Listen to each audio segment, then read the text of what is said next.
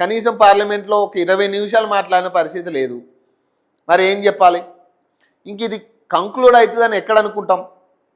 ఇప్పుడు ఆల్రెడీ రాష్ట్రపతి తెలంగాణలో ఉన్నారు. మరి ఆమెతోనైనా మాట్లాడి ముఖ్యమంత్రి అపాయింట్మెంట్ తీసుకుని మన రాష్ట్రానికి వచ్చినప్పుడైనా అపాయింట్మెంట్ తీసుకుని కనీసం వీటి మీద చర్చించి మీ దగ్గర ఒక లెటర్ పెండింగ్లో ఉంది, దానికి కొంచెం ఆమోదం తెలపండి అని మాట్లాడితే బాగుండేదేమో కదా. మరి రాష్ట్రానికి వచ్చినా మీరు పట్టించుకోరు. పోనీ మీరు ఢిల్లీకి వెళ్ళి ఏమన్నా రాష్ట్రపతి అపాయింట్మెంట్ కోరేమన్నా దాని మీద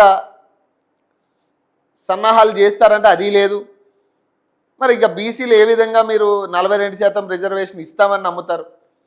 ఒక పక్క అండగా అంటున్నారు, ఇప్పుడు బీజేపీ అండగా ఉంటానంటుంది, కాంగ్రెస్ పార్టీ అండగా ఉంటున్నట్టుంది. కానీ పార్లమెంట్లో మాత్రం అటు బీజేపీ మాట్లాడలేదు, ఇటు కాంగ్రెస్ మాట్లాడలేదు. ఏదేమంటే అనవసరమైన విషయాలకి చర్చ పెట్టారు, అనవసరమైన విషయాలకి నిరసనలు తెలిపారు.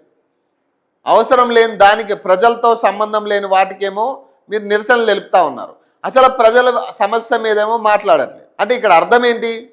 ప్రజల అంశాలు మీకు అవసరం లేదు, కంప్లీట్గా ప్రజల సమస్యలు మీకు సంబంధం లేదు, అవసరం లేదు.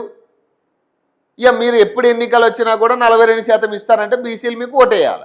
ఇప్పుడు ఈ మున్సిపల్ ఎన్నికల్లో కానీ లేదా జెడ్పీటీసీ ఎంపీటీసీ ఎన్నికల్లో కూడా మళ్ళీ ఇప్పుడు ఏమంటున్నాడు? అసెంబ్లీ సమావేశాల్లో చర్చించాంటున్నారు. అసెంబ్లీ సమావేశాల్లో అసలు ఆ టాపిక్ వస్తుందా రాదా?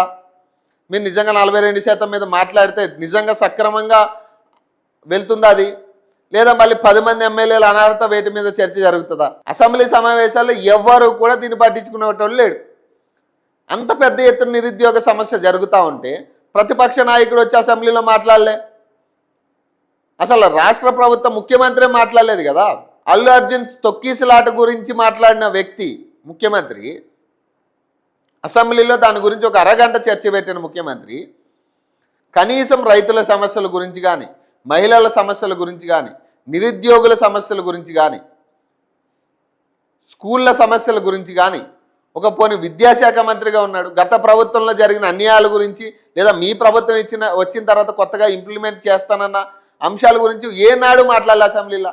ఇంతగానం ఫుడ్ పాయిజన్లు అవుతూ ఉన్నాయి, విద్యార్థులు రోడ్లెక్కి కొట్లాడుతూ అంత పెద్ద ఉద్యమం జరుగుతున్న టైంలోనే మీరు మాట్లాడలే. మరి ఇప్పుడు ఎట్లా నమ్మాలి? మీరు నిజంగా డెసిజన్ ఏం తీసుకుంటారు? అప్పుడు మళ్ళీ ఇంకొక కొత్త జీవో తీసుకొచ్చి ఇక 42% కావట్లేదు, మా వల్ల కావట్లేదు, మేము పార్టీ పరంగా ఇవ్వడానికి సిద్ధంగా ఉన్నాం అంటారు. ఇప్పుడు అంతా మించి మీరు చెప్పేది ఏముండదు అసెంబ్లీలో. సో దీన్ని మళ్ళీ ప్రతిపక్షాలు ఏమంటాయి? లేదు దీన్ని ఒప్పుకో, మీరు రాజ్యాంగబద్ధంగా చేయాలంటారు.